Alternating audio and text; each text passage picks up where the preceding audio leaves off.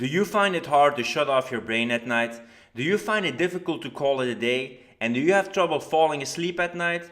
Well, in this video, I'm gonna give you a shutdown ritual for your brain to prepare yourself at the end of the day and be fresh the next morning.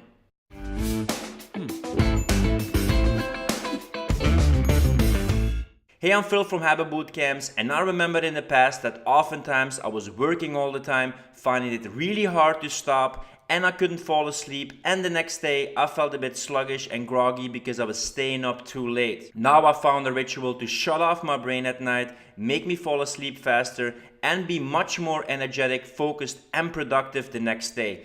In this video, I'm gonna share my ritual that I use to shut off my brain and prepare myself for the next day. Let's talk a bit first why you should have a shutdown ritual. If you keep working all day, it's really hard to prepare yourself for sleep, because just as in the beginning of the day you charge yourself to be productive, at the end of the day you also want to unwind, feel fulfilled, be relaxed, and prepare yourself for sleep. So why a shutdown ritual is so important is because you want to have boundaries around your workday. You want to have a boundary between your working time and between your relaxing time.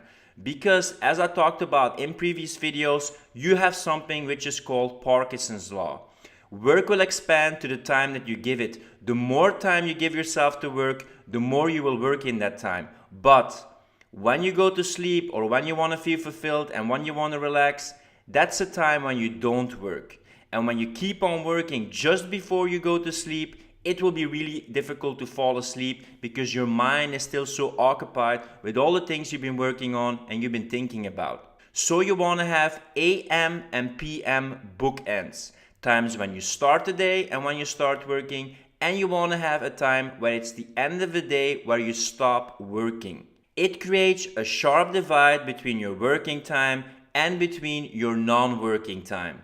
That way there's a clear boundary. Maybe you work in an office and when you get home all your work is done and you know it's time to relax and it's time to shut off my brain. Because if you're on all the time, it's not so easy to just go in bed, flip the switch off and shut off your brain and go to sleep. No, those things take a while to really unwind and relax and calm down. And if you're on all the time, it will also take more time to finally shut it off. Just as often a morning ritual is very useful to prepare yourself for the day, you also want to ease and soothe your brain into going in a different mode than just the hustle and working mode. So with the shutdown ritual, you want to have an end hour of productivity. Work is done, I'm going to prepare myself to do some useful work the next day, which I'm going to talk about later in this video, and I prepare myself to have a healthy, good, balanced, deep sleep, and I already know what I'm going to do the next day. If you really did what you had to do and you were productive,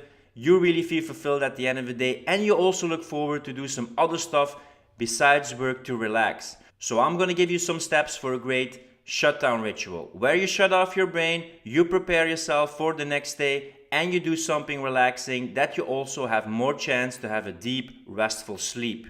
So I'm going to give you the 8 steps for a shutdown ritual. Realize that every person is different. The basic element of a shutdown ritual is to have boundaries around your working day, note down some things that you did today, organize the next day, and do something soothing and relaxing so your brain and your body is in a more relaxing, calming down state to prepare yourself for a healthy sleep. That is the basis. So always cater what I say to your specific lifestyle and your personality, but these specific steps are an amazing tool to make sure you have less anxiety, less worry, you're more organized, and you're more productive the next day. So let's take a look at the steps of the shutdown complete ritual. Step number 1, review the tasks that you did today. Take a look at the tasks, at the decisions, at the choices, at the priorities you set today. Take a look at if you worked on the most important tasks and if you made some progress. That way you know that you're heading in the right direction and you're staying on course. Number 2, plan your most important tasks for tomorrow. Take a look at everything you could be doing tomorrow and choose preferably 3 most important tasks that you will do the next day. And also prioritize them. Always work on the most difficult, most important task first, because that often will tax the most willpower and demand the most attention. So that way it's already clear. You don't have to plan your day fully, but just choose the 3 most important tasks that if you would do them tomorrow, you will have a big chance of feeling fulfilled at the end of the day and feel that you got some productive work done. Instead of having a large to-do list or possibility list, just make a commitment list. I'm going to commit myself to doing these things tomorrow. That way it's simplified and it's clear what you should do the next day. Number 3, review what's coming up in the next few days. Oftentimes, anxiety and stress comes from all the things that we know we should be doing or we could be doing.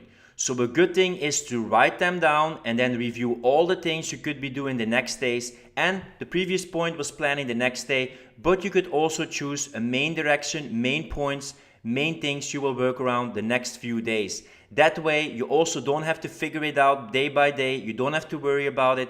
It's written down and you already have a plan for the next few days.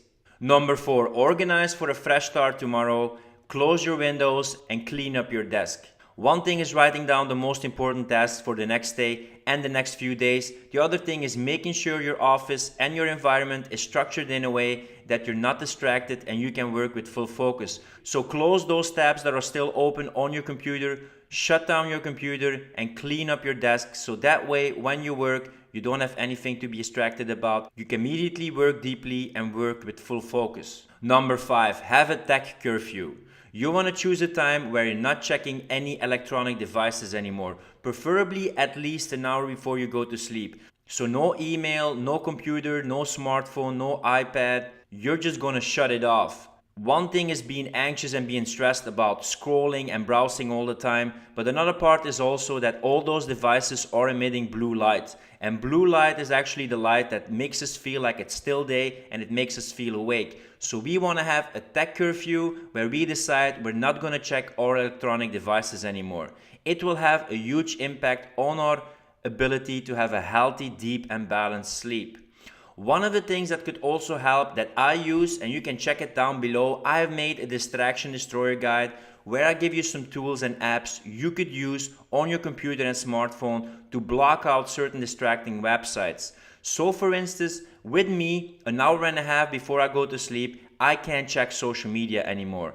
I use some apps that block those websites so I just can't access them anymore. So this would also maybe be useful to have an end hour of productivity, that you also have some of these apps and tools installed so when a certain hour is reached, those websites are just blocked off. You can't check out your email anymore or social media. It's the end of the day and it's the tech curfew, so those apps and tools are also signaling to you that okay, end of the working day, shutdown complete, and you can't access those websites anymore. It's time to relax and unwind. Number 6, write in a journal. If you had some things coming up in the day that stressed you or that made you think and reflect, it's useful to also write them down and put them on paper. That way you don't have to worry or put them in the back of your brain. No, you've just written them down and you've been able to reflect and express them. Oftentimes just expressing what's going on inside is already useful. We don't have to put it on standby in our brain. No, it's written down, and just writing it down also transforms all the thoughts, anxiety and stress that we have. So it can also be a useful way to just express what's going on inside your brain and just unload. So up until now, we've been talking about reviewing the day, organizing the next day, writing down any thoughts, feelings or worries that we have. But now it's time to cultivate a more playful, relaxing mind state because we want to prepare our body and mind for sleep. So number 6 is writing in a gratitude journal.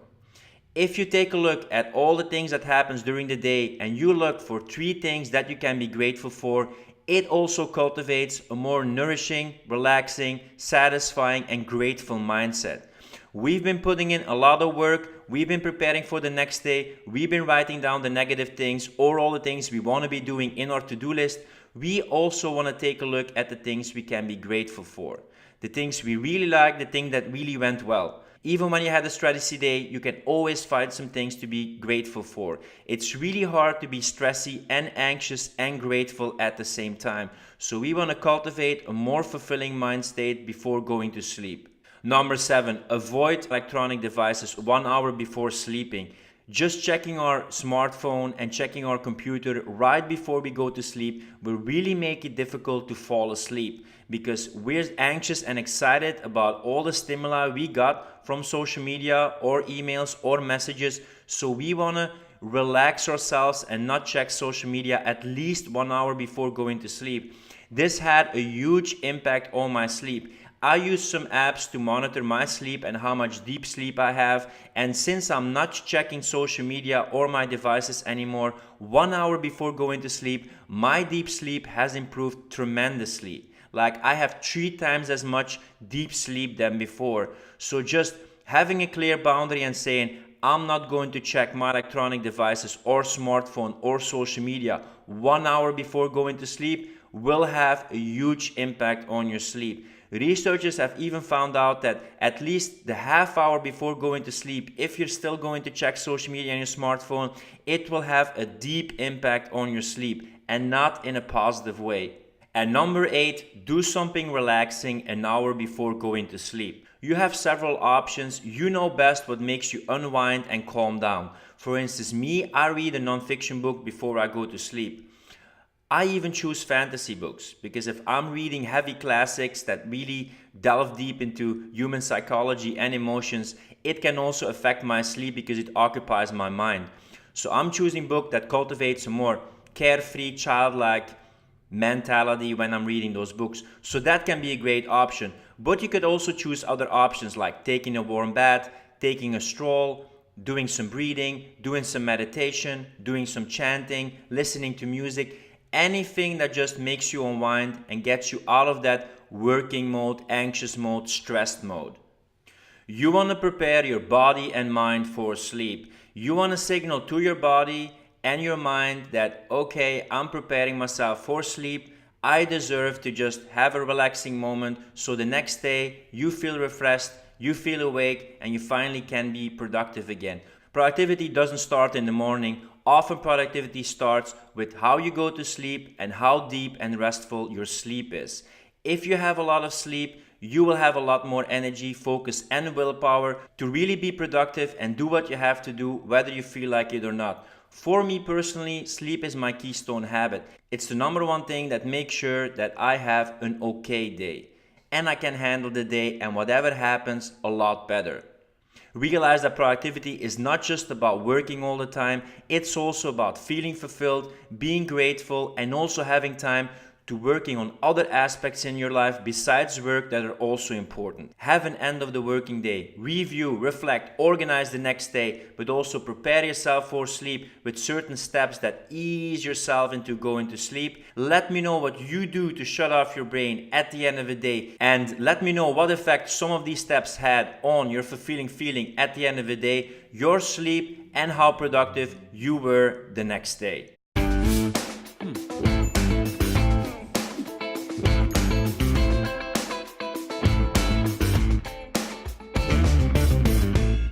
Hey, it's Phil from Habit Bootcamps, and if you like my channel, don't forget to subscribe and check out some more videos about how to overcome laziness, procrastination, and do more in less time.